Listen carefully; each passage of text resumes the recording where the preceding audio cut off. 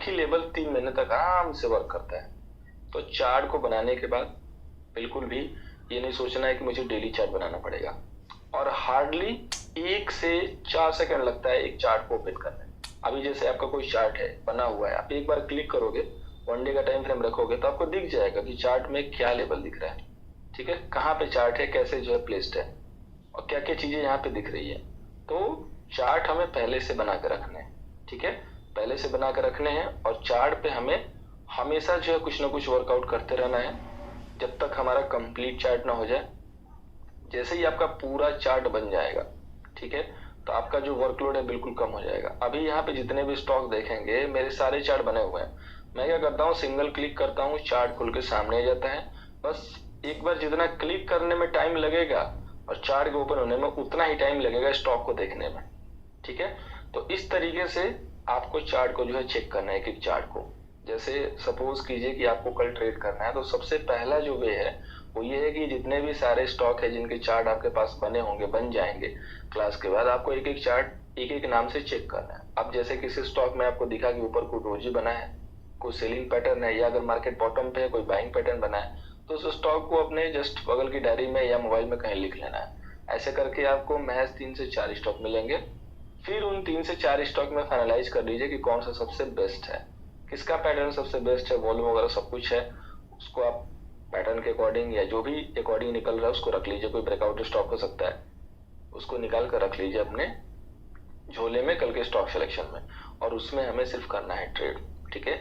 एक तो हो गया पहला ये जो लॉन्ग वे है, जो कि जिसको मास्टर बनना है वो बिल्कुल ये तरीका वे यूज करेगा, ये वे यूज करेगा। दूसरा है, ये मैं आपको दूंगा एफेंडो के स्टॉक लिस्ट की जो एक्सेल शीट है, अपने जो ईमेल आईडी है अपने ग्रुप में डाल दीजिएगा, मैं आपको यहाँ से शेयर कर दूंगा। ये जितने भी आप स्टॉक देख रहे हो, top gainer and top loser, ठीक है, ये यहाँ पे देख लो top gainer and top loser है। तो आपको क्या करना है, इस लिस्ट को स्कैन करना। 9:45 के करीब अपडेट होता है।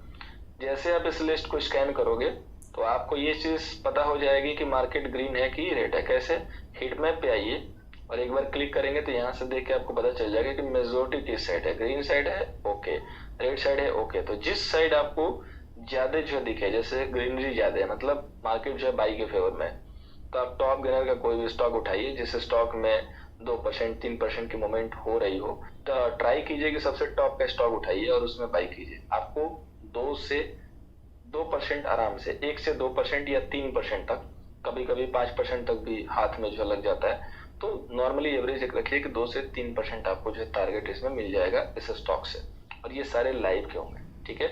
जिसके पास टाइम नहीं है कि वो प्रॉपर सारे स्टॉक देख सकता है, उसके लिए ये वे होगा, वो लाइव में जो है इस तरीके से स्टॉक को जो है सेलेक्ट कर सकता है top gainer and top loser के बेस पे। अगर मार्केट बेरिश है तो सेल वाले स्टॉक उठा के सेल ठोक देना। ट्राई कीजिए कि सबसे टॉप का जो पहला सेल हो उसी को उठाइए अगर 2 से 3% गिरा हुआ है तो। इसके बाद जो नेक्स्ट वे है वो है हाईएस्ट वाई गेनर। वाई स्प्रूट करके सर्च करेंगे निफ्टी में तो आ जाएगा, या हमारे यहाँ वेबसाइट पे जाइए इक्विटी एडवांस प्रेडिक्शन, गूगल में सर्च करके जा सकते हैं, या इंपॉर्टेंट लिंक पे जाइए, यहाँ पे देखिए हाईएस्ट वाई गेनर लिखा है, इसको क्लिक कर लीजिए, ठीक है।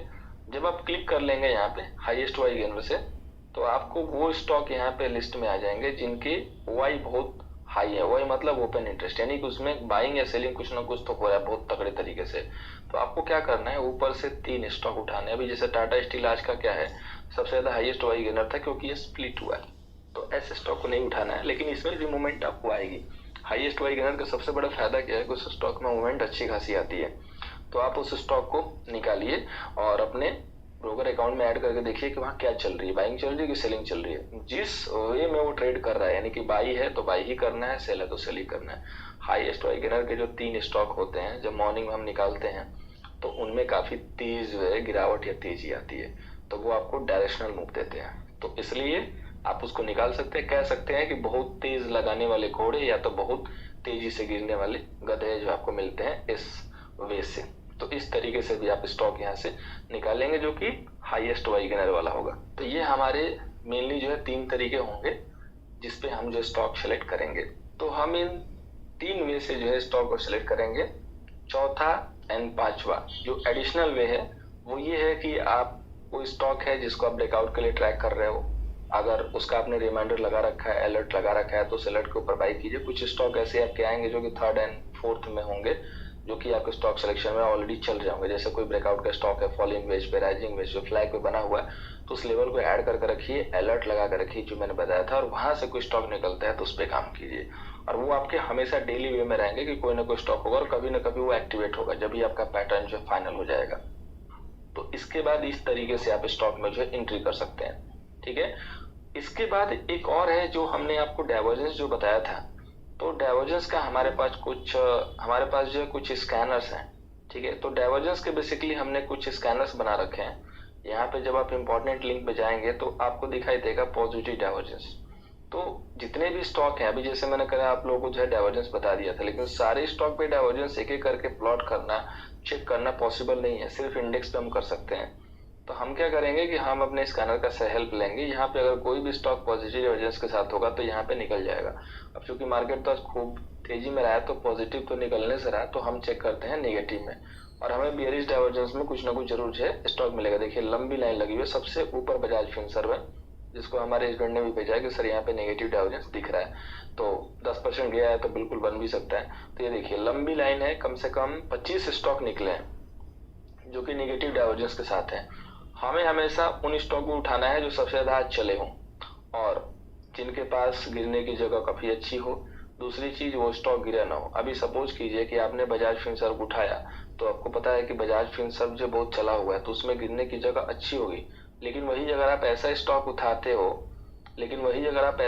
उठाते हो जो कि बिल्कुल ही जो है गिर चुका है, तो वहां पे जो है जगह नहीं मिलेगी। अब चूंकि बजाज फिनसर्व 10% से भी ज्यादा चला हुआ है तो इस स्टॉक में गिरावट दिखेगी। कहने के लिए ये जो है 11-12% तक गया था सर्किट ब्रेकर लगा के उसके बाद, और हमने इसको बाई भी दिया था वैसे, हालांकि स्टॉक सिलेक्शन में था।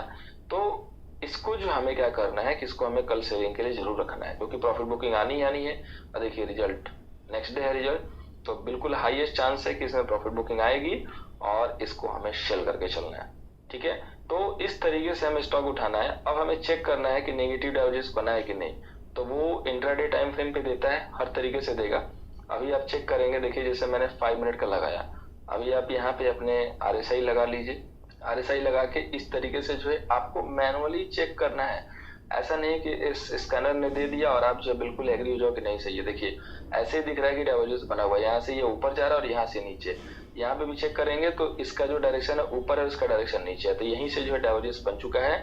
देखिए RSI लो बना रही है, लेकिन ये जो प्राइस है हाई बना रही है। तो सिंपल है कि इसको हमें क्या करना है, सेल करना है। तो इस हिसाब से जो भी स्टॉक निकलेगा डाइवर्जेंस वाला, उसको हम यहाँ से निकाल लेंगे। और एक ये होगा हमारे स्टॉक सिलेक्शन का। तो 2 स्कैनर हमारे यहाँ पे हैं, पॉजिटिव डाइवर्जेंस, नेगेटिव डाइवर्जेंस। इन दोनों की सहायता से हम स्टॉक को जो है सेलेक्ट करते हैं और यहाँ पे जो है अपने वॉच लिस्ट में ऐड कर लेते हैं। और जैसे ही कल प्राइस एक्शन होगा लाइव में, हम अपने ट्रेड को अंजाम दे देंगे हम अपने। तो फ्रेंड्स, ये सारे हमारे तरीके होंगे स्टॉक सिलेक्शन के। उम्मीद है कि कोई ना कोई सिलेक्शन जो है आपके लिए सही बैठेगा।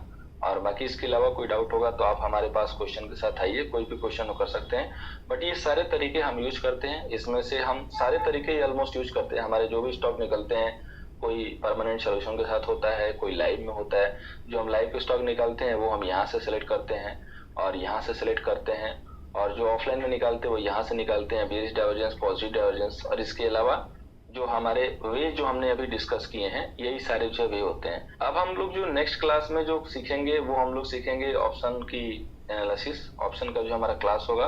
और उसके बाद हमारा जो लास्ट क्लास होगा वो होगा हमारा इंट्राडे का एंट्री एग्जिट। सबसे लास्ट क्लास हमारी इंट्राडे की एंट्री एग्जिट होती है, जो कि हमारी टूल के साथ होगी डायरेक्ट चार्ट पे। और उसके पहले हम लोग ऑप्शन की जो एनालिसिस सीखेंगे। तो नेक्स्ट क्लास में मिलते हैं एक नई लर्निंग के साथ। आज की क्लास को हम लोग यहीं पे वाइंड अप करते हैं। थैंक